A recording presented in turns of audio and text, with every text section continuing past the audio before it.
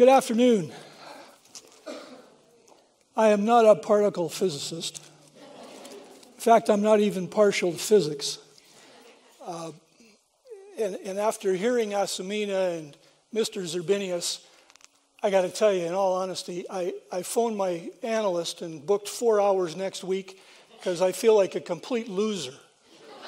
I feel like I've been in the pit of despair for the last 48 years. But I do know this about the constant, what was it called? The theory of constant? If it was invented by a Greek, it would have been the theory of Constantine. In fact, when I was in school, my dad used to say I was in the half of the class that made the top half possible. So I feel like I'm a little bit in over my head in this group because 2 weeks ago I spoke to the Saskatchewan potash producers. And when I see all of the technical stuff that we're doing here, I wonder what the fit is. But I've got to tell you, listening to everybody, and Mr. Zerbinius said when he was 18 years old, and I grew up in Hamilton, he grew up in Hamilton, and he said at 18 he was joining Microsoft. When I was 19, I was repeating grade 13.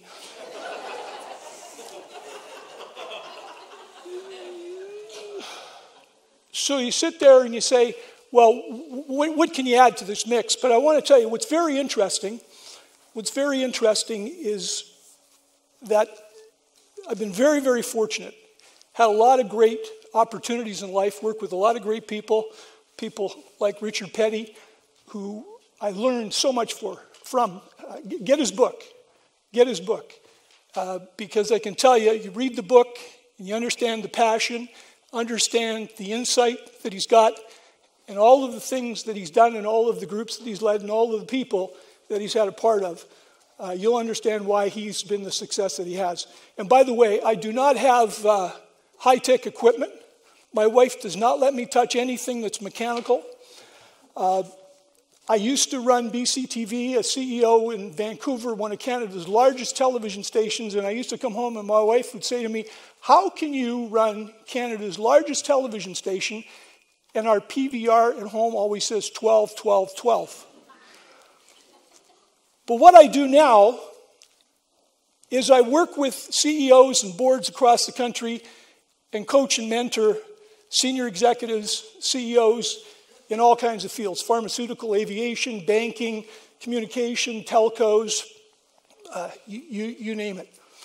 And what I wanted to share with you today is, in talking to all of those people from all of those different disciplines, it's amazing that no matter what the job is, what the company is, what the discipline is, the challenges really don't change a lot from company to company, from discipline to discipline.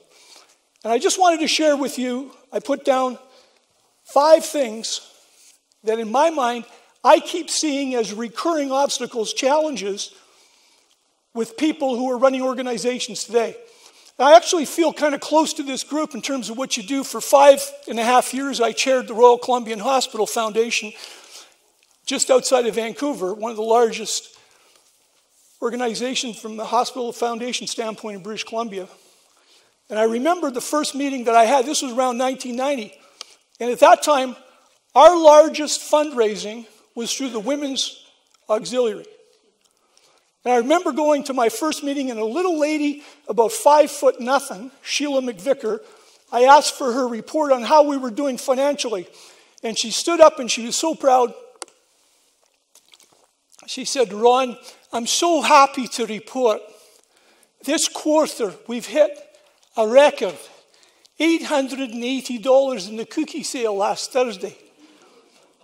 And I started to think, based on the stuff that I had seen coming across my desk, getting ready for this assignment, some of the costs that we were going to be incurring with the machines and everything. And I said, Sheila, you're going to have to bake a hell of a lot of cookies to pay for an MRI machine.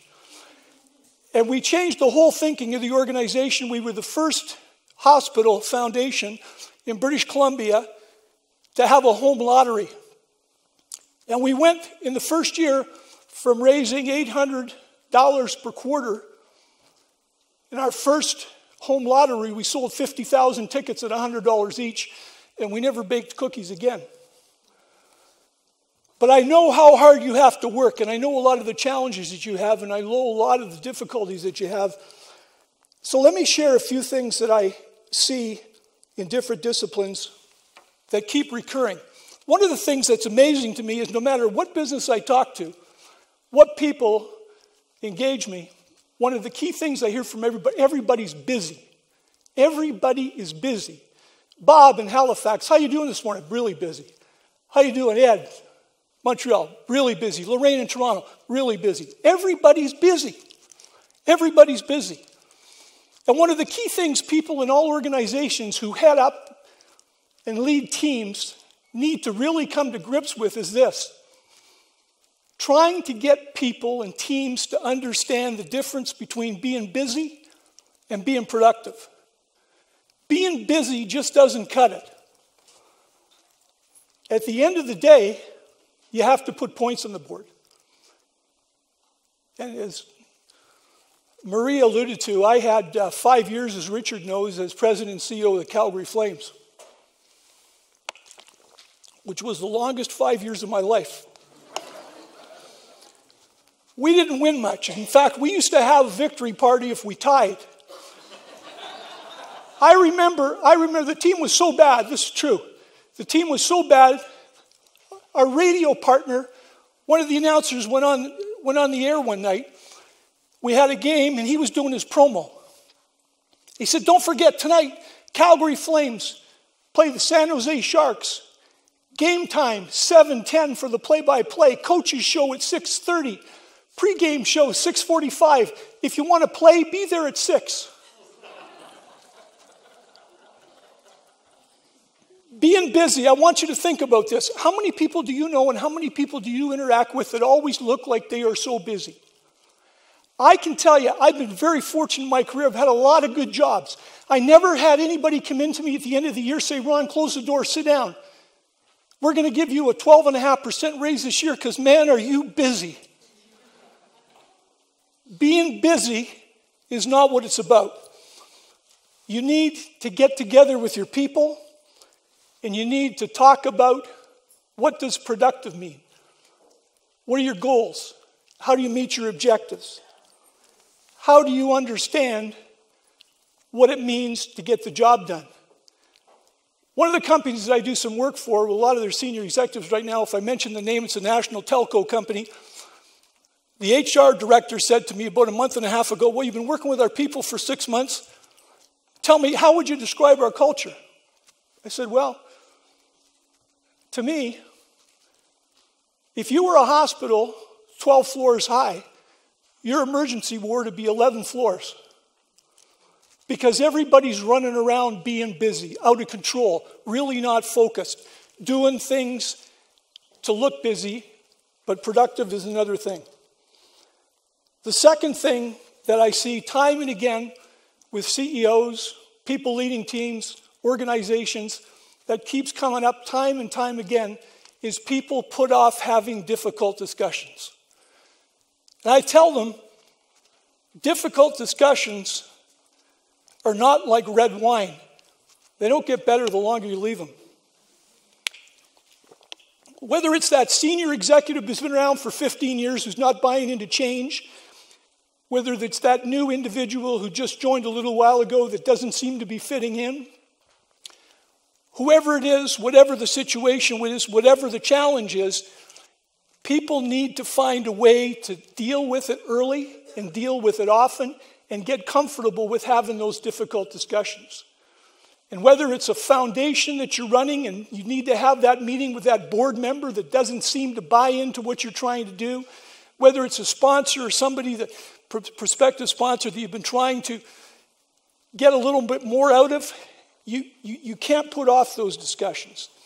You need to always think about what are the ramifications of not having those discussions.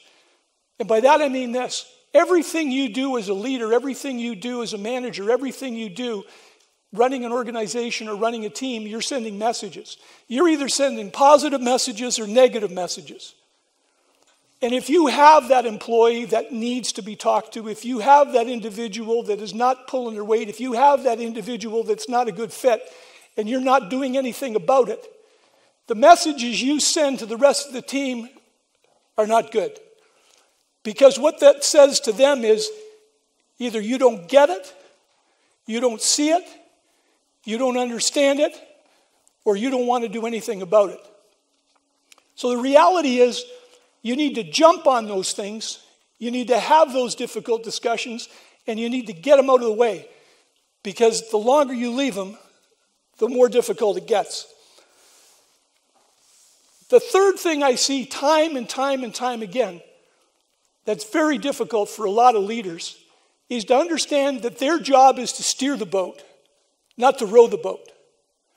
But I see CEOs more times than I can tell you, and their job is to be the captain on the bridge.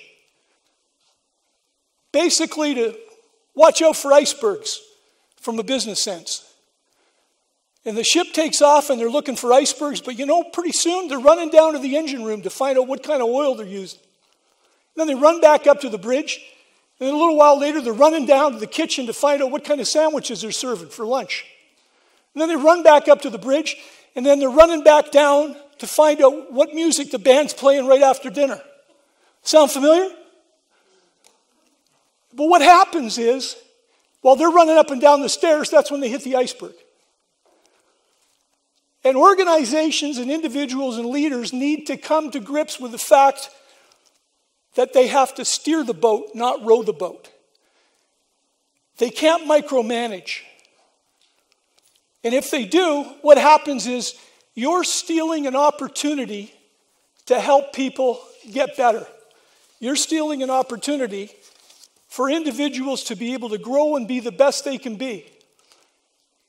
I've seen people in positions as CEOs and top jobs, they want to snap the ball, they want to throw the ball, they want to catch the ball, they want to make the tackle, then they want to go up in the stands and sell popcorn. Because they're Superman or Superwoman. They can do it all. The reality is you can't allow yourself to be the answering machine for the whole organization. You need to be able to find a way to let people go. Let them do the job. Let them be the best they can be, and don't worry about making mistakes. There's baseball players making $17 million a year for missing the ball 7 out of 10 times. Missing the ball 7 out of 10 times. If they were surgeons, they'd be in prison. The reality is, if you're going to have a team, and that team is going to grow, and those people are going to be the best they can be, you have to encourage them to make mistakes. Not big mistakes, not career-ending mistakes, but that's the only way you grow. And that's the way you develop people. And I see my old friend Elaine Metrick up there from St. Mike's, and you talk about growing people. People like Heather Hurst and Mitzi Marino, Mitzi Marino, and Maria here. That's a testimony to growing people in an organization that's nurturing, caring, and supportive. And that's the way that people get better.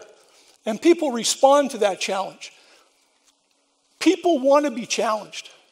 Someone once told me the problem in life and the problem in business, it isn't people that aim for the moon and miss. It's about people who aim for the horizon and hit it. People don't normally shoot high enough. You have to help people aim high. You can't worry about people making mistakes because that's how you grow.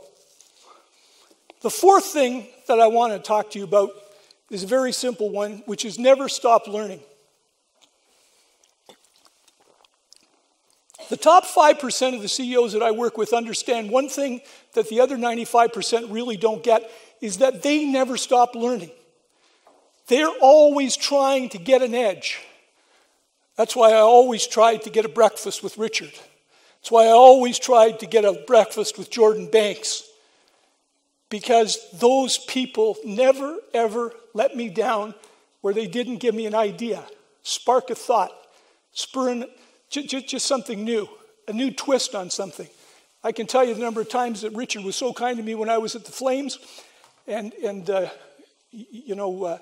the Leafs were doing pretty good. They were sending money out to us like we were poor orphans in Calgary. But always supportive and always trying to help us get better. As a leader, you need to keep challenging yourself. You need to surround yourself with good people. It's really important that you know what you don't know and that you learn to be able to get in touch with your weaknesses and your strengths and work on those things and keep working on them and don't give up. Is it fun? It's not fun. It's hard work. But my dad had a great saying. He used to say, Ron, I'm going to tell you, everybody wants to go to heaven, but nobody wants to die. You got to pay the price. You got to pay the price. There's no elevator to success. You have to take the stairs one at a time. And Arturo Rubinstein, one of the greatest piano players ever, concert pianist, world renowned, he practiced 4 hours a day, even when he was acknowledged as the greatest pianist in the world. And his theory was very simple. He said, when I don't practice for a day, I know. When I don't practice for 2 days, the critics know. When I don't practice for 3 days, the audience knows. You need to always be trying to be the best you can be. The things that are available today online are unbelievable. You can go in and listen to the greatest speakers giving some of the greatest presentations, and it's free. You don't have to fly to Chicago. You don't have to fly to Atlanta. You don't have to go to New York, although I would love to go to New York. But you need to keep encouraging your people, support them, keep challenging them, and push them to be the best they can be. The fifth thing I want to talk to you about, we got 3 minutes and 14 seconds left, and they said to me, can you go for 25 minutes? Now, my wife says I can do 25 minutes on hello. The fifth thing I wanted to share with you that the top CEOs do and understand it and do it better than anybody is that they understand that life and business is a team game. They understand that it's not about being in control. And it's more about, it's less about who's running things, and it's more about who cares. And by that I mean that the good top CEOs and the people who run teams, and when I say CEOs, let me tell you that everybody can be a leader. I don't care what position you are. You don't have to be CEO. The guy that was running the Zamboni in Calgary was important to me because we could have multi-million-dollar hockey players, but if the ice wasn't good, didn't matter. If a family of 4 came and paid $450 for tickets to the game, and they went to pick up their tickets at will call and the tickets weren't ready, we didn't look good. And if they went inside and the popcorn was stale, we didn't look good. And if the beer was warm and the hot dogs were cold and the washrooms were dirty, we could win 3-1. And believe me, we probably weren't going to anyway. But the phone call I would get the next day wasn't about the fact that we won 3-1. It was about the stale popcorn, the warm beer, the cold hot dogs, the poor service, and my buddy Ed out in the parking lot. And I'll tell you, Ed, the first day I came into the Calgary Flames, he didn't know me, pulled up, stopped the car, rolled down the window. I said, excuse me, could you tell me where executive parking? Oh, he said, you can't park in executive parking. This is only for the... Well, I said, Ed, excuse me. And I gave him my business card, and the poor guy thought he was going to get fired. He said, I'm so sorry. I apologize. I said, don't worry about it. He pointed to executive parking. I started to move out. I got out of the car and put my hand on his shoulder. And I said, Ed, what's your job? He said, well, I run the parking lot. I'm in charge of the parking lot. I said, you know what? I'm changing your job. He said, you are? I said, yeah, I'm giving you a promotion right now. He said, you are? I said, don't get excited. There's no more money. He said, what's my job? I said, you're my vice president of first impressions. He said, I am. I said, yeah, you're my vice president of first impressions because I want you to understand that it all starts here. The experience starts as soon as they hit the ground, our ground. That's when they start to be our account, our clients, our customers. And your job is to start it off right. And I can tell you without exaggeration, I looked back in the mirror and he had this big 300-pound yellow jacket because it was late September. It does get cold in Calgary, right? And I could almost see this guy in his pride get a little bigger. But I want to stress the fact that I'm not saying it doesn't matter if you're running 300 people, 30 people, or 3 people. How you treat people and how you look at the workplace, you're not a manager today, you're an environmental business person. And by that I mean good leaders need to create an environment. Just like an environmentalist needs to grow a garden. Instead of sunshine, you give them encouragement. Instead of support, instead of water, you give them support. All of the things that are important to people are so simple. This stuff is not rocket science, believe me. But the challenge is getting people to do it. I learned more from my mother, who had a little business in the East End of Hamilton. She was a hairdresser. She had a grade 6 education, had to leave school during the Depression at the age of 13 to go and cook in a hotel to send money back to her parents. But I watched her run her business, and she looked after her customers. She never went to a course, never had a marketing newsletter, never went to an offsite, could hardly get a day off.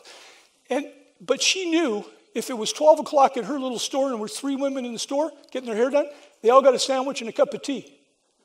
Why? Because she figured, if I'm hungry, they must be hungry. Other stores were closing up. She had a great business. People would move 25, 30 miles away. They'd still come back and get their hair done. Why? Because she went that little extra. And the important thing I want all of you to remember is this. It's never crowded on the extra mile.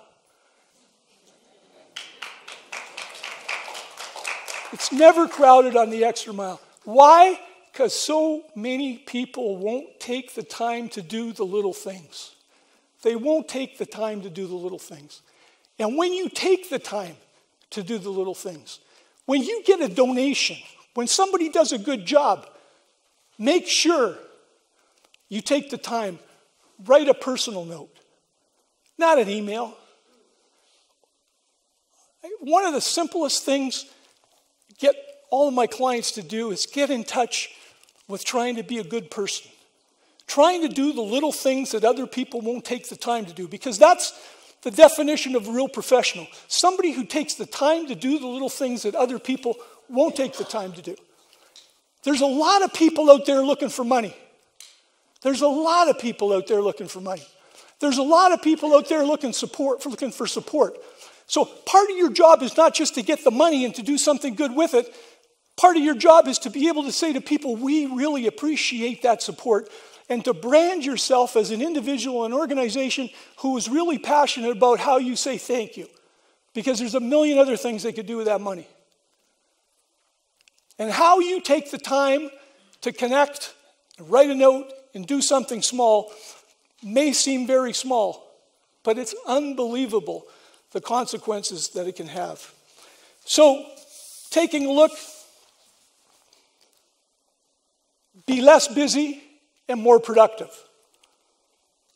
Don't shy away from those difficult conversations. Welcome them. Look forward to them. Why? Because it's going to get you to a better place. Both at home, in the workplace, it doesn't matter.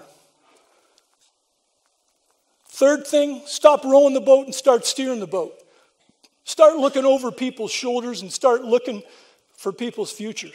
How do you encourage them? How do you get them excited? How do you engage them? The most important thing you have in your team and in your company is your people. Your most important asset goes up and down the elevators every day. Remember that. Finding good people, hiring good people, keeping good people. And I think if you asked Richard, I know it's the same with me, that some of the most satisfied times and most satisfaction you can get running a company You don't remember the budgets from year to year, but you remember when somebody that you worked with 15 years ago phoned you and talks about the impact you had on their life and how you encouraged them and how you helped them and how you motivated them and how you made that little difference that other people didn't take the time to really acknowledge or do the same thing. Fourth, keep growing. Keep trying to get the edge. Go back to school. Go back, take courses. Read. So much good stuff. Listen to tapes. I tell people the only thing I've got in common with Bill Gates and Queen Elizabeth is 168 hours a week. But the good thing is, with all their money, with all their power, with all their prestige, they don't get any more time than I do. Right? The key is, what do you do with that 168 hours? How do you maximize it? How do you leverage yourself? How do you take yourself from where you are to where you want to be? And fifth, finally, don't just think about making a profit. Think about making a difference. If you can help people get focused on doing things right. So Warren Bennis has written a great book. I don't know if you've read Bennis's book on being a leader. Next to Richard Petty's books, it's my favorite. Bennis says in his book, managers do things right, but leaders do the right thing. Always try to do the right thing. The right thing for your clients, the right thing for your people, the right thing for your organization. And try to get your people focused on not just making a profit, but making a difference. Making a difference with their team, making a difference with their colleagues, making a difference in their community, making a difference in everything that they work on. And if you can get that kind of a culture and that kind of an environment, if you can get that kind of a feeling and that kind of a special engagement, emotional involvement, it's the difference between being involved and being committed. And if you never remember anything I said today, you'll remember this. There's a big difference between being involved and committed, because it's just like bacon and eggs. You see, the chicken's involved, but the pig's committed.